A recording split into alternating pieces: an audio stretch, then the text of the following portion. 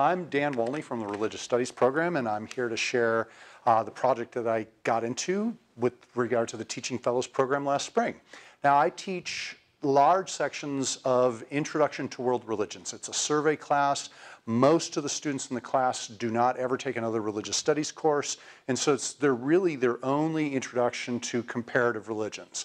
I've been teaching the class here at UNM for, gosh, almost 17 years, and the enrollments are really high in the course. I teach close to 1,000 students a year in 2 sections each semester. I have a large class of anywhere from 400 to 500 and another smaller class of 100.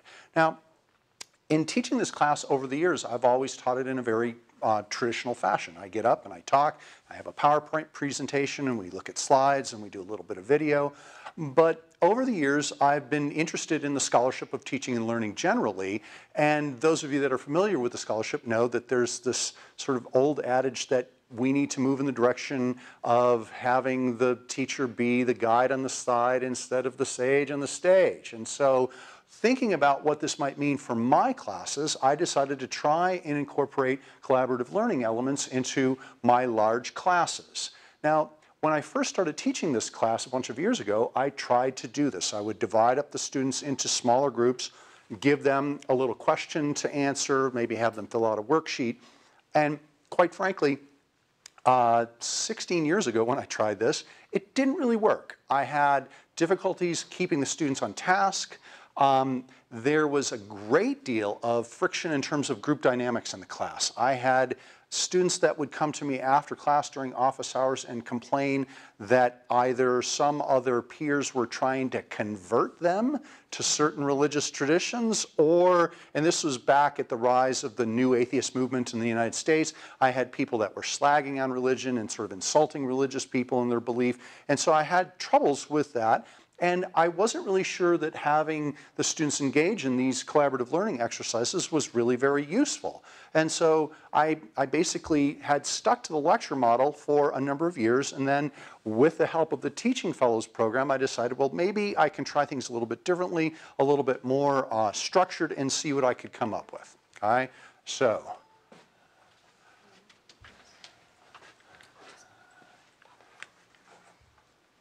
there we go. Okay.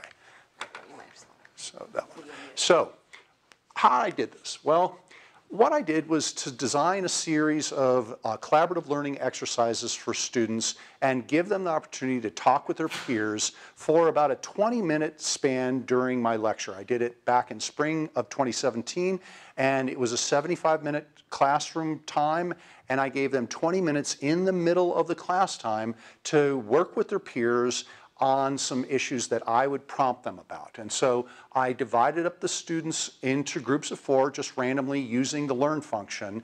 And what we would do, myself and my graduate assistants during the class, was to circulate around, answer questions, make sure that students were on task, and see how things were going. Now, to get them prompted for this, the day before I had one of these collaborative learning exercises, I would post a list of key terms that I would ask the students to know about, and I would prompt them to look at certain sections of the textbook so that they were familiar with the material and ready to walk in and hopefully talk with their peers about this.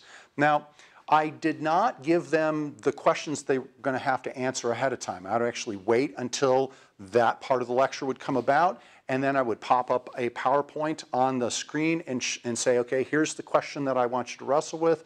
Make sure that you divide up into your groups for this. And that material that was covered during the collaborative learning exercises was not covered in the lecture. I would assume that they would grasp that material, and then I would sort of move on after that. So it was pretty straightforward. All right. So how do I do that? Just follow the wheel. Wheel 1. There we go. Yeah. Okay. So in trying to cut down on the potential friction that I had seen in previous iterations of the class with students kind of getting on each other's nerves a little bit too much, I actually adopted a model that I learned from a master teacher from the University of Iowa during a conference that I attended last year.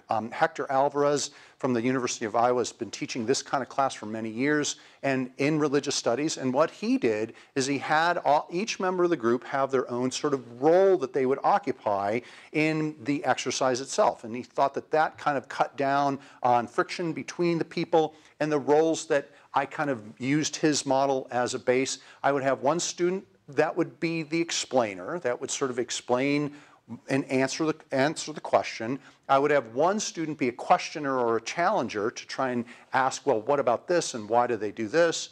I would have one student that would offer a perspective from inside of the religious tradition to try and sort of act in absentia about what a Hindu or what a Confucian might offer in terms of their answer to the question. And then one student just got to write everything out as a clerk. Now, the CLEs that I worked with were of two different types, and I was curious to see which of the types was going to work out well.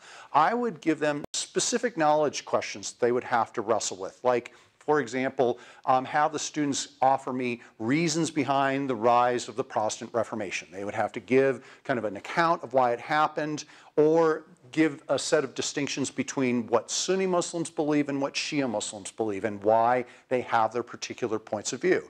So some of the exercises were specific knowledge exercises, and other exercises were more broad-based in terms of comparative analysis. I would ask the students in one to compare what a Hindu does during a puja ritual to what a Christian does during a prayer, or to examine the difference between Buddhist and Confucian views about family life versus the monastic life. All of this is part of the material that we would normally cover in the class. Now, they would submit worksheets at the end of class that were a function of the group work, and the clerk would record all these responses, and then we would get the responses at the end of the day. And happily and thankfully, the Center for Teaching and Learning helped to provide a graduate student for me that worked and did all of the hard crunching of the grades for all of this. And basically, each one of these worksheets was graded on a 1 to 10 scale, and the students would get points for these that were added into the overall point total at the end of the semester. So that was the project. Now, how did it work? Well, sessions were certainly chaotic.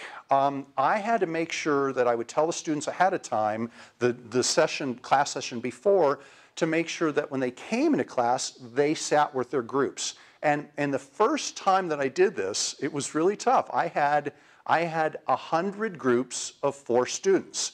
And what I had to do is to have each person put the number of their group on a piece of paper and kind of stand up and look for other members of group 4 or group 64, and we kind of got everybody. That first day was a little bit rough, but eventually everybody found their group, and even after they knew where their groups were, sometimes people were not paying attention to the prompt to sit with their groups. There was some chaos. This is in Woodward Hall, right? The largest lecture hall on campus.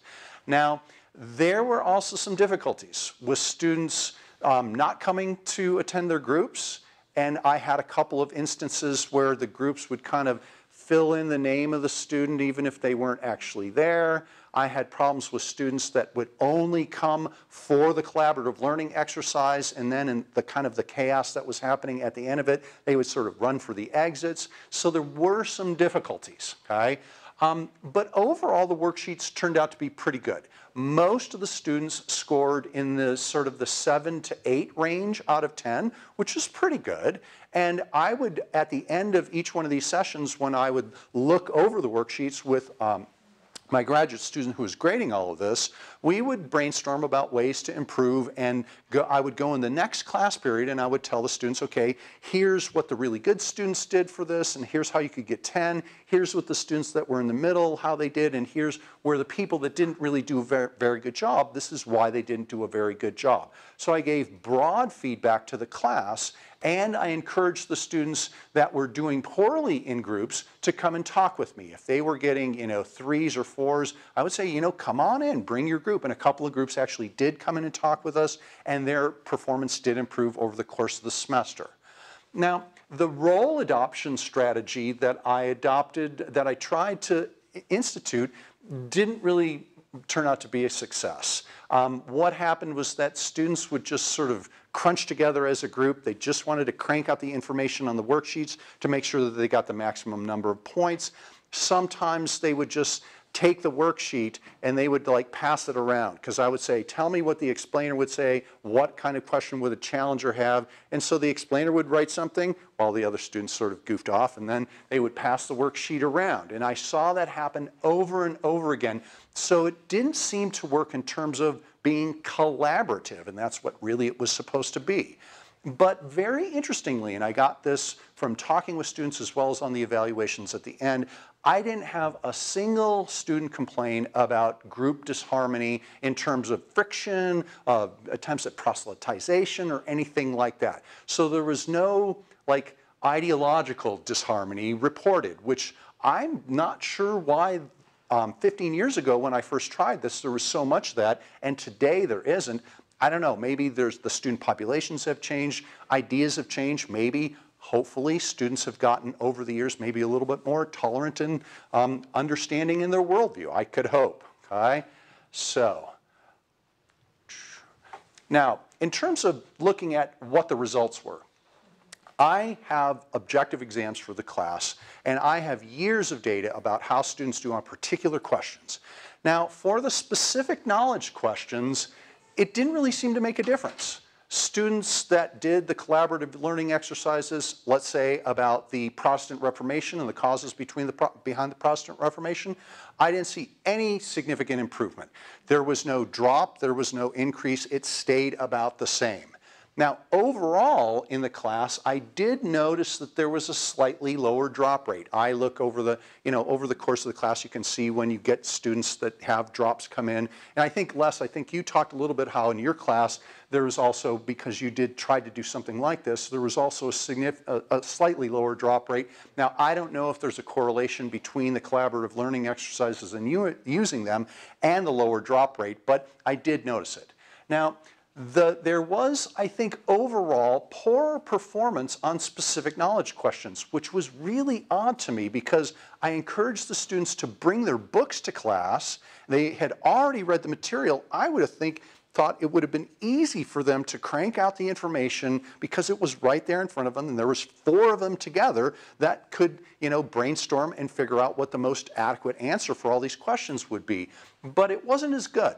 I did get better scores on the comparative issues. When I asked the students to, for example, talk about how a Confucian might look at a Buddhist monk who has taken on the monastic life and how the Buddhist monk might respond to a Confucian approach to the importance of family life, I got much higher scores overall on those worksheets because I think it was a more interesting question for the students. Instead of just kind of cranking out historical, philosophical information, they actually kind of had to talk with one another and go, okay, well, why does a monk become a monk? Well, they leave their family. Okay, well, because the Buddha said you got to do this if you want to reach nirvana. So I got better scores on those. Now, the difficulty is that in this assessment structure for the class, I have no way of knowing if their knowledge was better overall. These are very large enrollment classes. I do assign a writing assignment for the class. I have some graduate assistants that help me out with this, but there's no way that I can more broadly assess whether this is the collaborative learning exercises prompted this better understanding overall. It's just my sense from talking with students and from the evaluations that I got at the end of the course. Now, one of the downsides of all this was the loss of content covered overall. If it's a 20-minute collaborative learning exercise in a chaotic class of 400, it's not just 20 minutes. There's a couple of minutes up front, there's a couple of minutes after the fact where students are still trying to figure out what's going on. And what turned out to be the case is that I was not able to cover the same amount of material in a regular semester as I ordinarily would have. There were some things that I just had to leave out. So even though I think it was useful in some ways for the students to have this comparative approach, yeah, I left some things out. There's certain elements of each tradition that I had to kind of skip over or not give as much explanation as I would have liked to because of the time that was taken in the class. Now, I did ask some specific questions about these exercises on the evaluation kit evaluations that I got. And this was quite surprising to me, all right? 2/3 of the students responded that they disliked the collaborative learning exercises. And their dislike was not mild, it was vehement. They really hated these exercises. And over, I saw the same patterns of responses of why they hated them. One, they hated Woodward Hall, all right? Trying to have a conversation. Woodward Hall, those of you that haven't been there, it's this big auditorium, the seats are all lined up. Whenever I asked the students to divide up into groups, it was tough because either they were in a line like this, in which case one person was kind of trying to do that to somebody 4 down, or they were trying to turn around behind them. The poor physical environment of Woodward Hall was the most common complaint about this. The next was that the worksheets were graded too harsh. Now, I don't buy that, okay? I worked with my graduate assistant pretty closely every week on this. I think that we were, if anything, we were kind of easy in our grading. We were trying to encourage the students to do this, and even though many of the students said that they didn't like the grading of the worksheets, I think that it was pretty fair overall. But a very common response from the students, and I never expected to get this myself, was that they preferred to have the material presented in the lecture format. Now, you know, Dawn, earlier you talked about narrative and dopamine, right?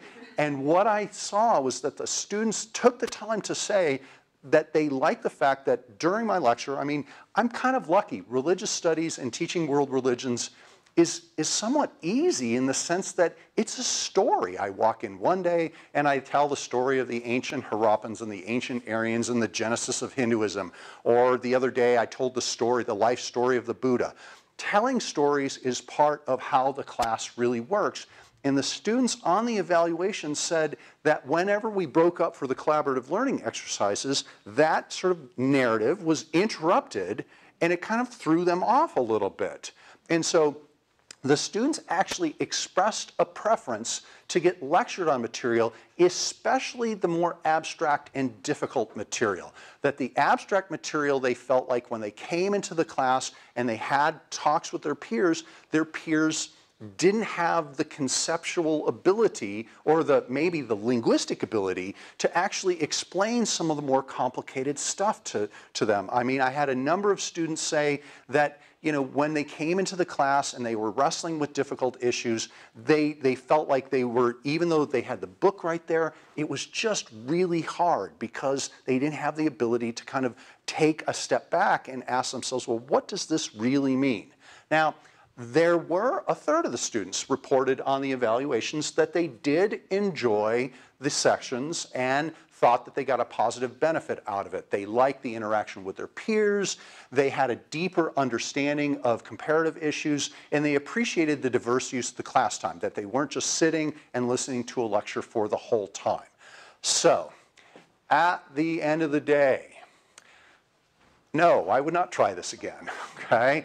Not in its present form. I mean, this is a class of 400 to 500 students, and clearly Woodward Hall is not suited for this kind of activity. If you can do something like this in Woodward Hall, all the more good for you. I had difficulties with the students, just the physical environment of the class, the noise level in the class during the collaborative learning exercises. Actually, Leandra and Justine came and watched one of this, and you saw it happen. It was kind of loud and chaotic, and it's tough for students to concentrate when they're in the midst of that kind of noise. I think that the benefits, I'm not sure how to assess the benefits, and the benefits that I got, the accessible benefits, were not that significant. I don't really think that there was a big jump in student understanding, certainly not a big jump in student performance. And so possibly, if I had the opportunity to do this kind of activity in a much smaller setting, like I'm talking like this setting, with maybe 30 or 40 students in a classroom that's designed to actually have people have conversations, I think that not only could I monitor and make sure that the students were kind of staying on track, I had myself and 3 graduate assistants with 100 groups, and so no matter how much we were walking around, there were groups of students that were sort of goofing off, there were groups of students where one person was doing all the work. I was not able to monitor that closely enough. I think in a smaller smaller setting, I'd be more than happy to try it again. But what I did take out of this was that the students felt like that they were getting a lot of learning, or a majority of the students felt like they were getting a lot of learning out of the lecture scenario. And so oddly enough, the old school approach for my particular subject seems to work the best. And this actually coheres with some of the scholarship of teaching and learning in religious studies in particular. This is a relatively new field, as it is for a lot of fields, and what I'm finding is that a lot of the heavy hitters in religious studies that teach a version of this class, people like Stephen Prothero at Boston University, for example, they don't use any active learning exercises at all. They walk in, they do the lecture. Now they do sometimes do some flipped class approaches, which I think is a very interesting thing that I might want to try, but they tend to not do the peer-to-peer teaching because of the difficulty of the material and because of some of the issues that I have talked about in my presentation here. So I'm going to work on improving my lectures. I don't think I'm going to try this again, but even when you don't win, you can still learn from the experience, is how I look at it.